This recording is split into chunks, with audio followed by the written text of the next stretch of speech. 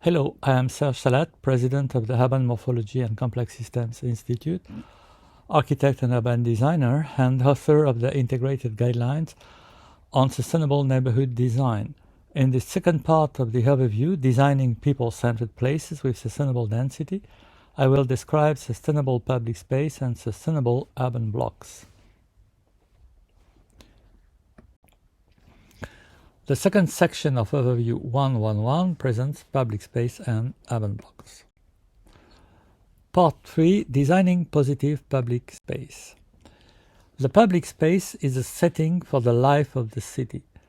Encompassing streets, squares and gardens, it represents about half of the urban land. Getting public space enclosure right creates a comfortable public room. Enclosure refers to the extent to which buildings, walls, trees, and other vertical elements frame a street and public space. Enclosed public spaces have a room-like quality that is comfortable for people. These outdoor rooms are places that pedestrians want to occupy. They respond to the twin needs in humans for prospect and refuge. Prospect is based on the pleasure received from views out onto a space. Refuge is based on safety perception and observation of a defined space.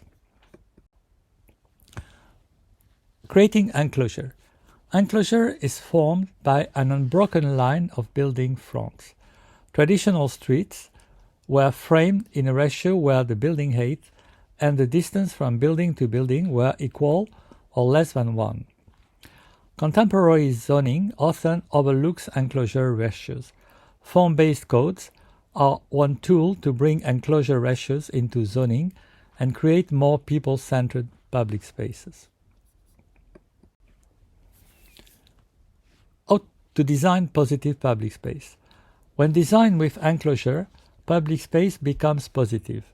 Defined by unambiguous edges, it has an identifiable shape and direction. It is a positive entity as important as the surrounding buildings. This positive public space was traditionally encompassing all the hollow spaces of the city. It linked them into a continuous network composing streets, squares, gardens, and the interior of large buildings, such as palaces and churches, as shown in 18th century Nolli's map of Rome. Getting enclosure right creates a comfortable urban room. To create the quality of enclosure, positive outdoor space should be the force that gives definition to the architecture at its edges. This establishes the walls of the outdoor room. In Piazza del Campo in Siena, for example, a concave space accessed only through a series of urban gates has been for centuries the place of major civic events, such as the Palio horse race. Successful squares are designed as urban rooms. They create a sense of enclosure and discovery with gateways and marking entrances. They integrate important buildings in one edge of the space, giving deference to the public space itself. They add a layer of storytelling that gives further identity to each square. An example is Place des Vosges in Paris, designed at the beginning of the 17th century, which is completely surrounded by a wall of arcades, masking the streets leading into the square. Defining the edge. The edge defines the degree of enclosure and the space wall characteristics.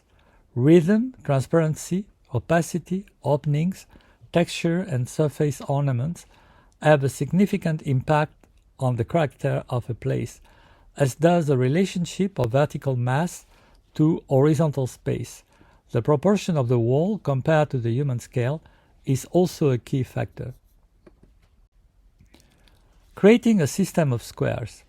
Contemporary buildings added to historical urban fabric can create systems of squares, such as the ones created by Richard Meier when designing the MACBA in Barcelona. Linking open spaces around and through buildings offers better accessibility in a more permeable and legible urban fabric. Sequences of squares in China are another example. Linking a series of positive, well-defined urban rooms happens in many cultures. For instance, axiality and enclosure order traditional Chinese cities. From the scale of the Forbidden City to that of private houses, a series of enclosed courtyards defines the space and shelters interiority. The successive walls enclose delimited spaces. They are as important, if not more, than the buildings that enclose them. Another example is shaping positive space in Nepal. Enclosure also defines public space in Kathmandu Valley in Nepal. All the open spaces are bounded by the confining walls to provide physical edges and visual background.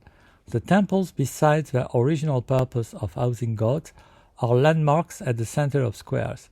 They define and activate the space with multiple plinths, which allow the vertical flow of space and are used by people as resting and viewing spaces. In Bodhna, in Nepal, for example, the circular plaza around the Buddhana stupa is an outdoor room where an intense life occurs. The stupa itself presents a series of elevated circular terraces where people can make religious offerings or simply walk. Activating public space. Positive space, that is, spaces bounded and having a legible shape and enclosure, encourages public life. Social interaction and cultural activities are intense in these places, as shown here in Kathmandu Valley. Activating public spaces with trees, benches, and art encourages a critical mass of people activities. It supports retail and restaurants, fosters healthy social settings, provides a feeling of safety and security, and encourages people to live and work in a neighborhood. These places become anchors, offering a unique sense of place and memorable experiences, as shown here in New York and London. Part 4. Enhancing adaptability and resilience with fine-grained blocks, parcels, and plots.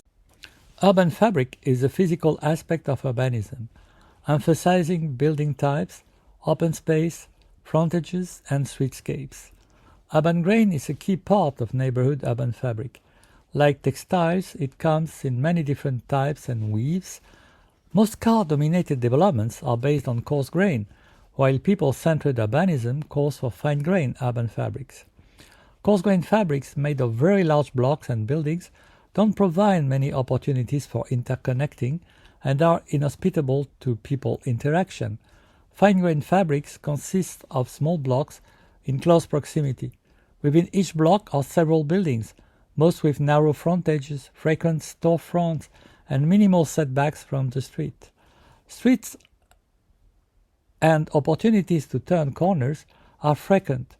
Street patterns are easily navigable and lattice-like, offering many opportunities for discovery and exploration. Fine-grained urban fabric evolves over time in a piecemeal way, responding to what came before and adapting to what came afterwards. This evolutionary process creates resilient places that are not frozen in the era when they were built, but are dynamic and reflective of a neighborhood's changing needs. This urban fabric can seamlessly evolve over time from lightly developed residential areas to mixed-use retail to dense urban core, if that's what the community desires.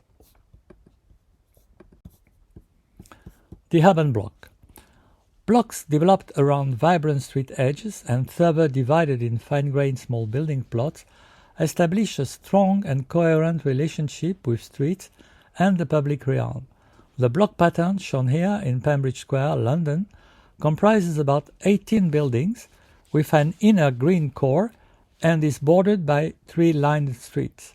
Typical block size is 45 meter by 125 meter, so that is about half hectare. With that, the density of 32 buildings per hectare. This is very fine grain. Row houses are 18 meters high and 14 meters wide, and each offers a garden at the back. Streets for pedestrians are slow traffic and 13 meter wide. Blocks surround and frame a 190 meter by 26 meter, once again half hectare, community garden offering a variety of landscapes and children's playgrounds. Urban blocks define the network of streets around their edges, the building plots and green spaces arrangement in the middle. Planning with a high number of street intersections, that is about 100 per square kilometer, and this is a very important benchmark to reach, with neighborhood streets about 12 meters wide, ensures diverse block forms with human scales.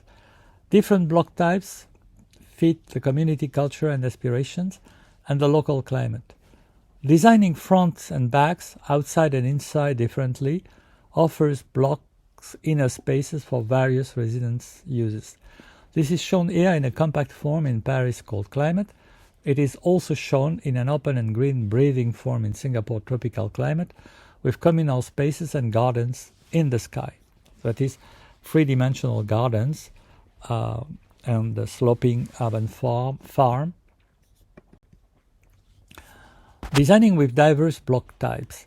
Diverse block types support the creation of a diverse, inclusive and equitable public life. A kit of parts, such as the one developed by Gale for Wet'suwaba, provides applicable building typologies according to the variation of the landscape, climate and expected users.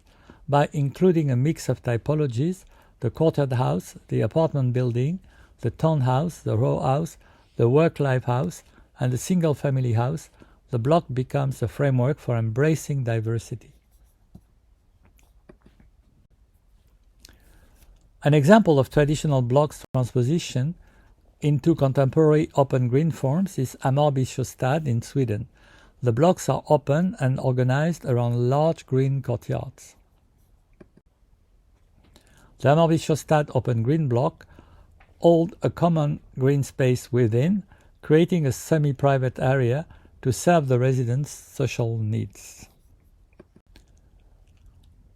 Adaptive urban fabric with fine-grained parcels and plots. Urban grain is essentially an outcome of the pattern of plots in an urban block, and when this pattern is dominated by small plots, it is described as fine urban grain. Dividing blocks into smaller development plots and parcels, each developed by a different team of architects and developers, working according to a form-based code, this will be described in Unit 4.3.2, creates an adaptive urban fabric. Fine-grained parcels and plots increase variety, rhythm, and permeability in the urban experience.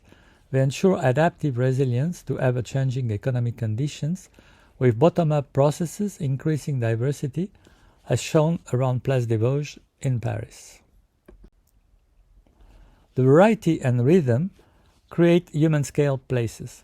Smaller spatial dimensions, more variation, more changes in direction, and narrower blocks impact the walking experience and make it more enjoyable. For example, someone making a 4-minute, 300-meter walk in Washington, D.C. will encounter 6 large monotonous buildings, while in Copenhagen Center, a person will go by 42 edifices. Conclusion, lessons learned.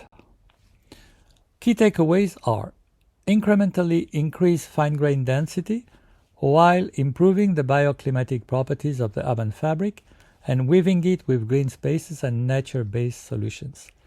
Create a sense of place and a unique identity. Design according to the context, the landscape, the community values, and to the history of the area. Make the neighborhood structure legible with a clear center and edge, path and landmarks. Create positive public space to encourage exchange and social inclusiveness. Design at human scale with fine-grained perimeter blocks, establishing a strong link between the built environment, the streetscape, and the public realm.